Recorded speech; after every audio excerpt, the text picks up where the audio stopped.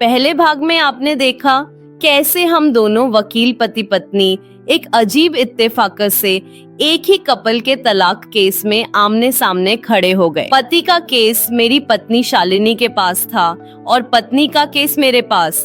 दोनों क्लाइंट्स अपने बच्चों को सिर्फ अपने पास रखना चाहते थे, लेकिन जब हमने उनकी आंखों में बच्चों का मासूम दर्द देखा तो एक प्लान बनाया।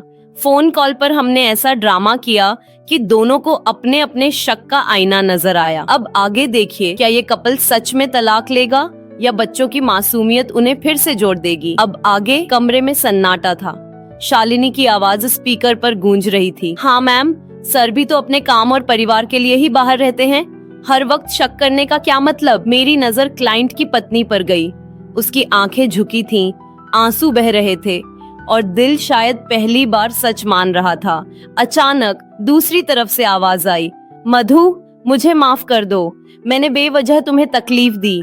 ये कहते हुए पति की आवाज कांप गई, जैसे बरसों से दबा हुआ प्यार एक ही पल में फूट पड़ा हो। पत्नी की आंखों से आंसू रुकने का नाम ही नहीं ले रहे थे।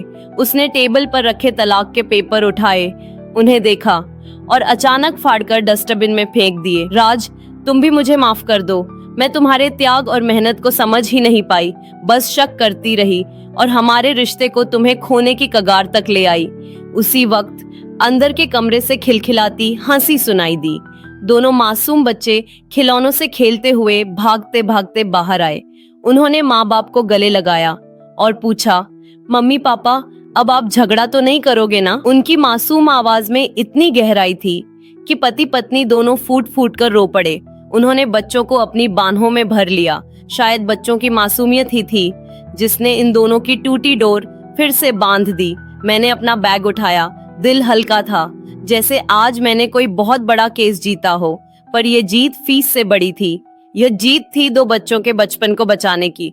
दरवाजे पर पहुंचा ही था कि क्लाइंट पत्नी ने आवाज लगाई, सर आपकी बाकी की फीस। मैं पलटा, मुस्कुराया और कहा, इन बच्चों की खिलखिलाहट ही हमारी बाकी की फीस है मैम। शालिनी भी अपने क्लाइंट के ऑफिस से निकल रही थी। हम दोनों बाहर मिले। उसने मेरी तरफ देखा और मुस्कुराई। कभी कभी वकालत से बड़ी वकालत ये होती है कि इंसानों को फिर से इंसान बनाया जाए। मैंने उसकी आंखों में देखा और कहा, हाँ, और शायद यही हमारी असली जीत है। हम दोनों ने एक लंबी सांस ली। दिल में सुकून था, क्योंकि पैसे तो हम आगे भी कमा सकते हैं, पर आज जो खुशी मिली है वो शायद जिंदगी भर ना मिल पाए। दोस्तों, रिश्ते कभी शक से नहीं, भरोसे से चलते हैं। जिंदगी में शक वही जगह है जहाँ से प्यार की मौत शुरू होती है। अगर एक दूसरे पर भरोसा करना सीख जाएं, तो न रिश्ते टूटेंगे, न बच्चों का बचपन बर्बाद होगा। याद रखिए, अदालतें फैसले दे सकती हैं, लेकिन असली फैसले दिल ही लेते हैं। ये थी आज की कहानी। अगर आपको ये सफर अच्छा लगा हो तो कहानी की बगिया को जरूर सब्सक्राइब करें। अगली मुलाकात नई कहानी के साथ होगी। तब तक के लिए नमस्कार, क्योंकि कहानियों का सफर कभी खत्म नहीं होता और यही है कहानी की बगिया की पहचान।